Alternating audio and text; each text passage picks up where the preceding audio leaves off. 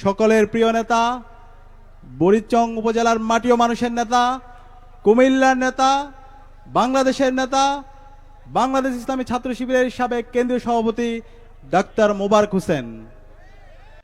আজকে বুড়িচং উপজেলার যারা নাগরিকরা আছে আপনারা খুবই সৌভাগ্যবান। ডাক্তার মোবারক হোসেন ভাইয়ের মতো একজন যোগ্য প্রার্থীকে আপনারা পেয়েছেন। আপনারা কি সৌভাগ্যবান? আলহামদুলিল্লাহ। আমরা যারা তরুণরা আছি, সেই তরুণরা ইতিমধ্যে বাংলাদেশের 5টি ছাত্র সংসদ নির্বাচনে তাদের সিদ্ধান্ত জানিয়ে দিয়েছে। বাংলাদেশের সকল তরুণরা ইতিমধ্যে ইনসাফের পক্ষে তাদের অবস্থান পরিষ্কার করেছে। বাংলাদেশের ডাকসুর মাধ্যমে যে ছাত্র সংসদ নির্বাচন শুরু হয়েছে, সেই নির্বাচনে তরুণরা ইনসাফের প্রতিনিধিদেরকে ব্যাপক ব্যবধানে বিজয় করেছে এবং সর্বশেষ ডাকসু নির্বাচনে আমরা তরুণদের ইনসাফের পক্ষে শক্তিশালী অবস্থান দেখতে পেয়েছি। বাংলাদেশ রাষ্ট্রের জন্ম হয়েছে তরুণদের বিপ্লবের মাধ্যমে, তরুণদের লড়াই সংগ্রামের মাধ্যমে, এবং এই বাংলাদেশ রাষ্ট্রের যত অর্জন, এই অর্জনগুলো তরুণদের মাধ্যমে এসেছে। যেহেতু তরুণরা সিদ্ধান্ত নিয়েছে ইনসাফের পক্ষে, আগামী 12 ফেব্রুয়ারি যে নির্বাচন হবে, সেই নির্বাচনে তরুণদের হাত ধরে ইনসাফের প্রতিনিধিদের ভূমিধস বিজয় হবে ইনশাআল্লাহ। এবং সেই বিজয়ের সূচনা এই বুড়িচং উপজেলার কুমিল্লার 5 আসনের মাটিও মানুষের নেতা ডাক্তার মোবারক হোসেনকে বিজয়ী করার মাধ্যমে আমরা শুরু করব ইনশাআল্লাহ। আমরা কি পারবো ইনশাআল্লাহ? ইনশাআল্লাহ। ইতিমধ্যে তরুণরা জানিয়েছে তারা কাদেরকে ভোট দিবে। তরুণরা তাদের ভোট দিবে যারা জুলাই বিপ্লবকে ধারণ করে। তরুণরা তাদের ভোট দিবে যারা নতুন রাজনৈতিক সংস্কৃতি বিনির্মাণ করতে চায়। তরুণরা তাদের ভোট দিবে যারা চাঁদাবাজি, টেন্ডারবাজি, সন্ত্রাস, মাফিয়াতন্ত্রের বিরুদ্ধে জিরো টলারেন্স নীতি ঘোষণা করবে। তরুণরা তাদের ভোট দিবে যারা তাদের প্রতিশ্রুতি এবং তাদের কাজের মধ্যে মিল রাখবে। আমরা দেখতে পেয়েছি গত 16 বছর জুড়ে আমরা সবাই মজলুম ছিলাম। জুলাই বিপ্লবের মাধ্যমে আজকে আমরা আজাদি পেয়েছি। জুলাই বিপ্লব পরবর্তী আজকে আমরা 1.5 বছর পার করছি। এই 1.5 বছরে মানুষ ইতিমধ্যে দেখে নিয়েছে কারা তাদের প্রতিশ্রুতি এবং কারা তাদের কাজের মধ্যে মিল রেখেছে। আজকে একটা দল তারা বিভিন্ন ধরনের প্রতিশ্রুতি দেয়, বিভিন্ন ধরনের কার্ডের কথা বলে, কিন্তু এই কার্ডের সাথে বাস্তবতার কোনো মিল নাই। তারা কৃষি কার্ডের কথা বলে, কিন্তু এই কৃষি কাজের মধ্যে সব ধরনের সিন্ডিকেট তৈরি করার মাধ্যমে তারা এই কৃষকের যে হিস্সা সেটাকে তারা নষ্ট করছে। তারা ফ্যামিলি কার্ডের কথা বলে, কিন্তু এই ফ্যামিলির উপর, আমার মা বোনদের উপর হামলা করে তারা ফ্যামিলিগুলোকে ধ্বংস করার চেষ্টা করছে। আমরা এই ধরনের প্রতিশ্রুতি, যে প্রতিশ্রুতি কথা এবং কাজের মধ্যে মিল নাই, আমরা এটা করব ওইটা করব, এই ফিউচার টেন্সের রাজনীতি আমরা দেখতে চাই না। আমরা এমন রাজনীতি দেখতে চাই যাদের কথা এবং কাজের মধ্যে মিল থাকবে। আমরা দেখতে পেয়েছি বাংলাদেশ জামাত ইসলামের ইনসাফের যারা প্রতিনিধিরা আছে, ঐক্যবদ্ধ বাংলাদেশের যারা প্রতিনিধিরা আছে, তারা তাদের কথা এবং কাজের মধ্যে মিল রেখেছে। এই জুলাই বিপ্লব পরবর্তী আমরা দেখতে পেয়েছি আমাদের নেতারা প্রত্যেক মানুষের ধারে ধারে গিয়েছে। জাতীয় সকল দুর্যোগের ক্ষেত্রে আমাদের নেতা আগামীর বাংলাদেশের প্রধানমন্ত্রী ডাক্তার শফিকুর রহমান জনতার কাতারে নেমে এসেছে। যখন সিলেটের মধ্যে যখন বন্যা হয়েছে, সবার আগে ডাক্তার শফিকুর রহমান গিয়েছে। যখন মাইলস্টোনে অগ্নিকাণ্ড হয়েছে, তখন ডাক্তার শফিকুর রহমান গিয়েছে। বাংলাদেশের যে কোনো সংকটে সবার আগে জনতার কাতারে নেমে এসেছে ডাক্তার শফিকুর রহমান। এবং ডাক্তার শফিকুর রহমানের নেতৃত্বে ইনসাফের যে প্রতিনিধিরা আছে তারা মাটিও মানুষের সাথে মিশে গেছে। মাটিও মানুষের যে ভাষা, সেই ভাষায় তারা কথা বলেছে। জুলাই বিপ্লব পরবর্তী 1.5 বছর জুড়ে বাংলাদেশের প্রতিটি প্রান্তে প্রান্তে তারা ইনসাফের কথা বলেছে, জুলাই শহীদদের কথা বলেছে, জুলাই শহীদদের আকাঙ্ক্ষার কথা বলেছে, শহীদদেরকে তারা ধারণ করেছে।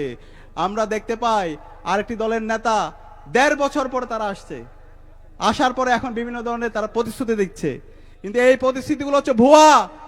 আমরা এমন কাউকে আমাদের নেতা করব না, এমন কাউকে আমরা এমপি করব না যাদের তারা বলবে যে করব, কিন্তু যারা ইতিমধ্যে যারা কি করছে 500 দিনে তাদের আমল নাম ইতিমধ্যে জাতি দেখেছে।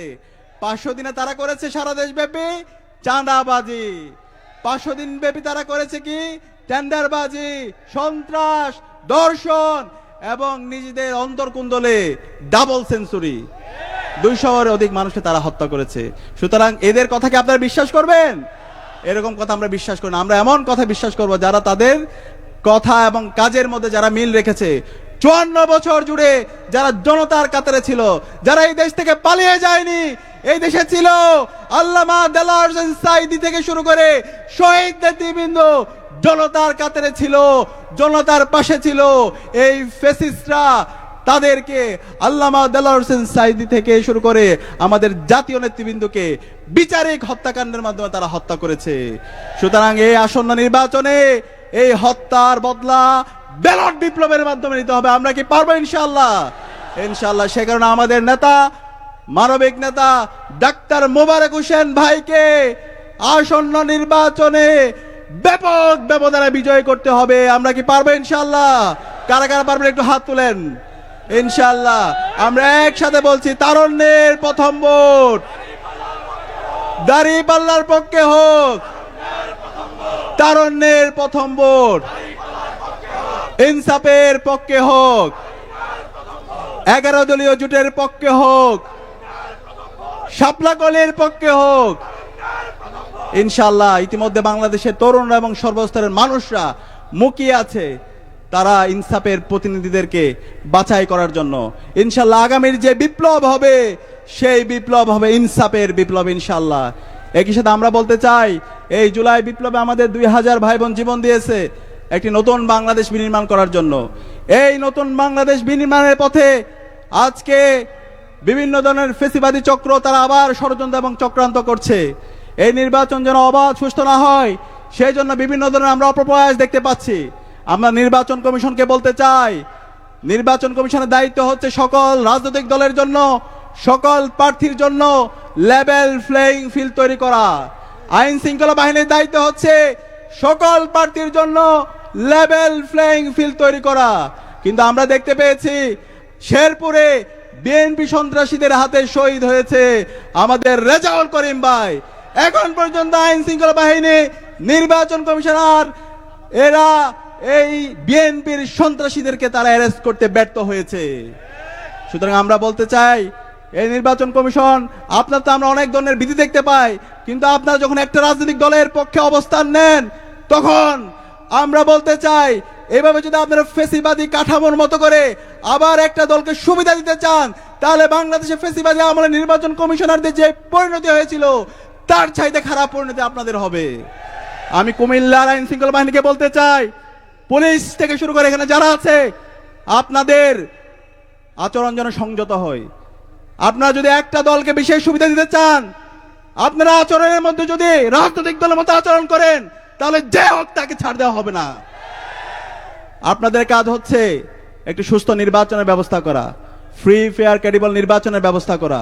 সেই নির্বাচন লেগে আছে, জুলাই বিপ্লবের শহীদদের রক্তের দাগ লেগে আছে। যেই জমিনে শহীদদের রক্ত পড়েছে সেখানে ইনসাফ বিজয় হবে ইনশাআল্লাহ। সুতরাং আমরা অনুরোধ করব, রাষ্ট্রের ট্যাক্সের টাকায় আমরা আপনাদেরকে দায়িত্ব দিয়েছি। সুতরাং এই নাগরিকের অধিকার নিশ্চিত করা, নাগরিকের নিরাপত্তা নিশ্চিত করা, সেটা হচ্ছে আপনাদের কাজ। সে জায়গায় সার্বিকভাবে ছাত্র জনতাকে আপনারা সহযোগিতা করবেন এবং আমরা আশা করছি আমরা সবাই মিলে আগামীর সম্ভাবনাময় ইনসাফ ভিত্তিক বাংলাদেশ বিনির্মাণ করব। সেই বাংলাদেশের জন্য, রাষ্ট্র সংস্কারের জন্য আগামী যে নির্বাচন হবে সেই নির্বাচনে আমরা 2টা ভোট দিব। প্রথম ভোট হচ্ছে গণভোট। সেই গণভোটে আমরা হায়ের পক্ষে, ইনসাফের পক্ষে। গণভোটে হা দিব, মনে থাকবে? হা মানে হলো ইনসাফ, হা মানে হলো আজাদি, হা মানে হলো শহীদ উসমান হাদি হত্যার বিচার, হা মানে হলো পরিবারতন্ত্রকে ভেঙে দেওয়া, হা মানে হলো শ্রমিকের ছেলে, রিক্সা চালকের ছেলে, তার যোগ্যতার মাধ্যমে তাকে রাষ্ট্রনায়ক বানানো। একই সাথে না মানে হলো আজকে আমরা বিভিন্নভাবে দেখতে পাচ্ছি উপর থেকে বলছে হায়ের পক্ষে, বহু সময় পর কিন্তু গ্রাম পর্যায়ে তৃণমূল আবার তারা এ নিয়ে বিনে নায়ের পক্ষে নিচ্ছে। আমরা বলবো তৃণমূল এবং কেন্দ্র সব জায়গায় আপনারা এক হন, দ্বিচারিতা হবেন না। দ্বিচারিতা হলে এদেশের মানুষরা আপনাদের সবকিছু মুখোশ উন্মোচন করে দেবে। সুতরাং সব জায়গায় আপনারা হায়ার ক্যাম্পেইন করেন, জুলাইয়ের চেতনা, জুলাইয়ের আকাঙ্ক্ষা, শহীদদের আকাঙ্ক্ষাকে ধারণ করুন। একই সাথে দ্বিতীয় ভোটটা আমাদের ইনসাফের প্রতিনিধিদেরকে দিতে হবে। ইনসাফের প্রতিনিধিদেরকে বিজয়ী করে এসে বাংলাদেশে গত 55 বছরে যে বঞ্চনা তৈরি হয়েছে সেই বঞ্চনাকে ভেঙে নতুন রাজনীতি বিনির্মাণ করার জন্য, ইনসাফ ভিত্তিক বৈষম্যহীন বাংলাদেশ বিনির্মাণ করার জন্য আমাদের নেতা ডাক্তার শফিকুর রহমানকে প্রধানমন্ত্রী বানিয়ে কুমিল্লার 11টি আসন আপনাকে উপহার দিতে পারবেন ইনশাআল্লাহ। ইনশাআল্লাহ আমি আশা করব আমাদের নেতা ডাক্তার মোবারক হোসেন ভাইয়ের মাধ্যমে এই বিজয়ের সূচনা হবে ইনশাআল্লাহ।